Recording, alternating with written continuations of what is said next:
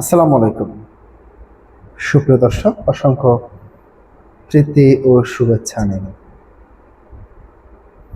প্রিয় দর্শক, যতই শেখ হাসিনার দেশে ফেরার সময় গড়িয়ে আসছে, তিনি যেহেতু ডিসেম্বরে ডিক্লেয়ার দিয়েছেন তিনি দেশে ফিরবেন, কিংবা তার এক একটি সাক্ষাৎকার কিংবা সম্প্রতি যেই সংবাদ সম্মেলন সেটি প্রচার হওয়ার পর থেকে, যদিও বাংলাদেশের কোনো মিডিয়াকে প্রচার করতে দেয়নি, প্রধানমন্ত্রীর তথ্য উপদেষ্টা হুঁশিয়ারি কিংবা ধমকিতে বাংলাদেশের কোনো মিডিয়া সেটি প্রচার করতে পারেনি, তখন প্রশ্ন উঠছে বাংলাদেশের গণমাধ্যম কতটুকু স্বাধীনতা ভোগ করছে, কিংবা কিভাবে বাংলাদেশের গণমাধ্যমগুলিকে সরকার গলা টিপে দিয়েছে। প্রিয় দর্শক, হঠাৎ করে সালাউদ্দিন আহমেদ, স্বরাষ্ট্রমন্ত্রী সালাউদ্দিন আহমেদ যে বক্তব্যগুলি দিয়েছেন, আওয়ামী লীগ এবং শেখ হাসিনার রাজনৈতিক দাফন হয়েছে, এই ধরনের বক্তব্য কতটুকু যৌক্তিক? তাহলে কি তারেক রহমান লন্ডনে যখন অবস্থান করেছিলেন, তারেক রহমানের ও বিএনপির রাজনৈতিক দাফন কি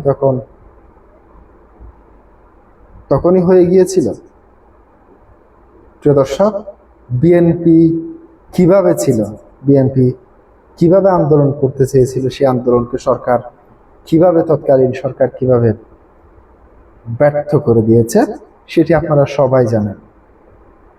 বিএনপি ঈদের পর আন্দোলন, রোজার পর আন্দোলন, এইভাবে করতে করতে, কিংবা কোরবানি ঈদের পর আন্দোলন, এইভাবে করতে করতে প্রায় 17টি বছর তারা কাটিয়ে দিয়েছিল, কিন্তু তারা কোনো আন্দোলন জমিয়ে তুলতে পারেনি।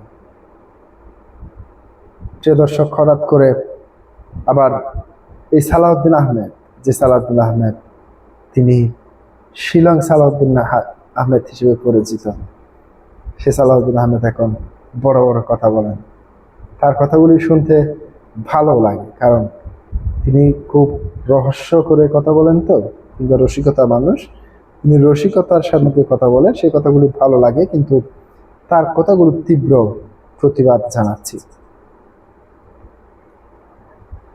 তারেক রহমান প্রায় দীর্ঘ 17 বছর বিদেশে অবস্থান করেছেন, লন্ডনে।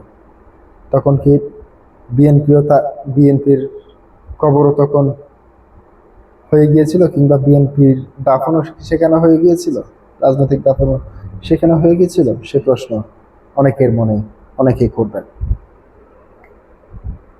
আওয়ামী লীগ এবং শেখ হাসিনার রাজনৈতিক দাফন হয়েছে দাবি করে বিএনপির স্থায়ী কমিটির সদস্য স্বরাষ্ট্রমন্ত্রী সালাউদ্দিন আহমেদ বলেছেন, শেখ হাসিনা ভারতে বসে বাংলাদেশের গণতান্ত্রিক সংস্কৃতির বিরুদ্ধে, গণতন্ত্রের বিরুদ্ধে এবং দেশের মানুষের বিরুদ্ধে অস্থিরতা সৃষ্টি করার জন্য যে বয়ান দিয়ে যাচ্ছে, সেটি আমাদের অভিযোগ। এই দায় ভারত এড়াতে পারে না।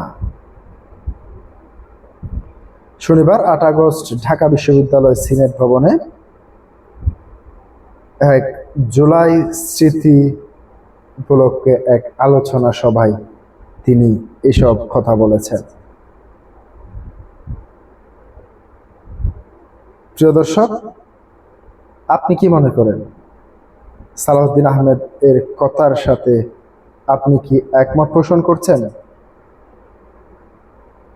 নাকি আপনি এর বিরোধিতা করছেন? তিনি আরো যে বক্তব্যগুলো দিয়েছেন সেটি আপনাদের সামনে তুলে ধরছি।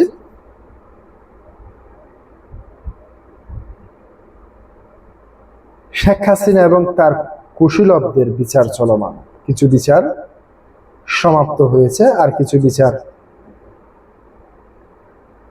রায় এসেছে, চলমান রয়েছে, এই ধরনের কথাও বলেছেন। প্রিয় দর্শক, আজকে পর্যন্তই।